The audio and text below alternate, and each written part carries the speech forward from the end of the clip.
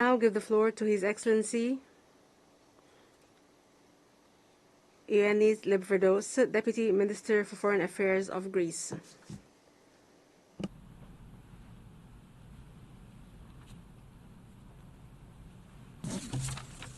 Thank you, Mr. President.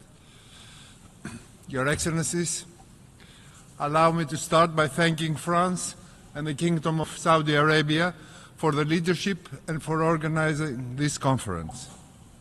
Greece has, from the first moment, unequivocally condemned the terrorist acts of Hamas and other radical groups that have led the region into a downward spiral of turmoil.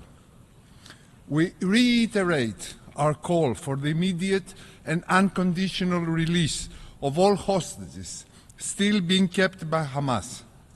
Greece maintains a very strong stance against anti-Semitism, and we should continue united in combating anti-Semitism and hate rhetoric. At the same time, we are faced with a direct humanitarian situation in Gaza. Safe, sustainable, and unimpeded delivery of humanitarian aid at scale, as well as unhindered access to water and electricity, must be guaranteed. To this end, we deem that the recent decision of the Israeli government to implement humanitarian pauses in order to deliver humanitarian aid through designated humanitarian corridors, as well as the provision of ample potable water supplies, point to the right direction, proving that constructive dialogue can bring tangible results. Humanitarian aid must not become politicized. Equally, any model of humanitarian aid delivery should be impartial, neutral, effective, and in accordance with the provisions of international humanitarian law. The UN and its agencies have the know-how and can play the central role in this regard. Greece has consistently contributed to UNRWA, to WHO, and to UNICEF for the children of Palestine, while also receiving injured children from Gaza for treatment in Greek hospitals.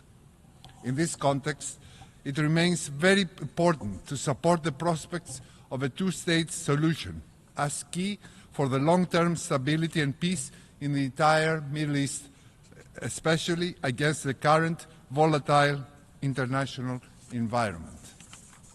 However, paving the way for the revitalization of the political process will need a conducive set of conditions.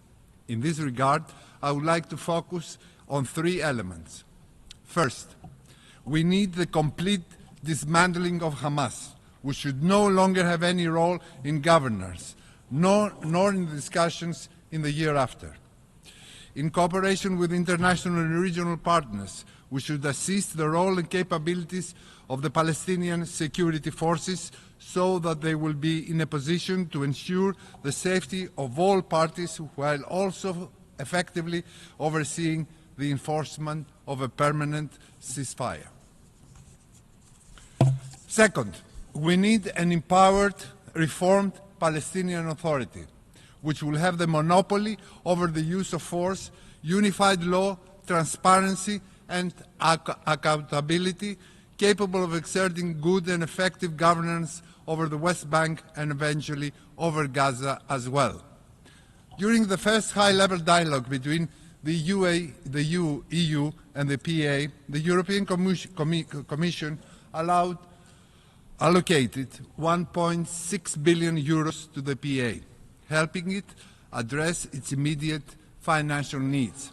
A fiscal collapse of the PA should be avoided at all costs. To this end, more engagement from international and regional partners is needed, while the PA should be allowed access to its tax revenues, improving the liquidity of the Palestinian economy.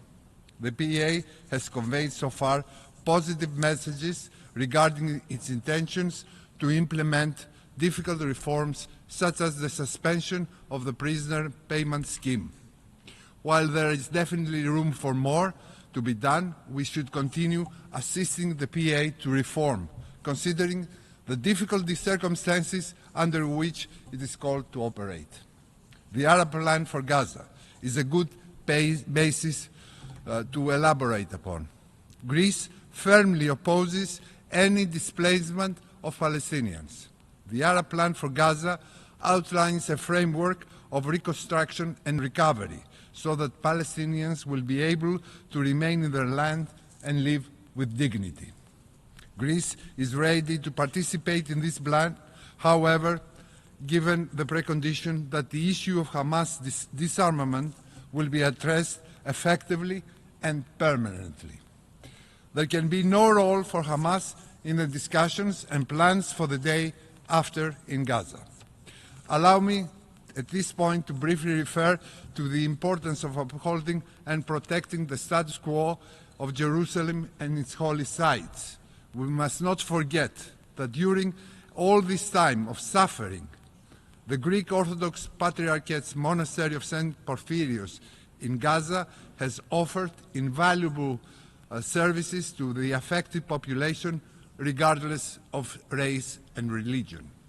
Finally, we need a regional security architecture which will fully and effectively guarantee the security of both the Israelis and the Palestinians, leading eventually to sustainable peace in the region and allowing moderate forces to prevail, countering radicalization, paving thus the way toward a political horizon for a two-state solution and sustainable peace. Thank you very much.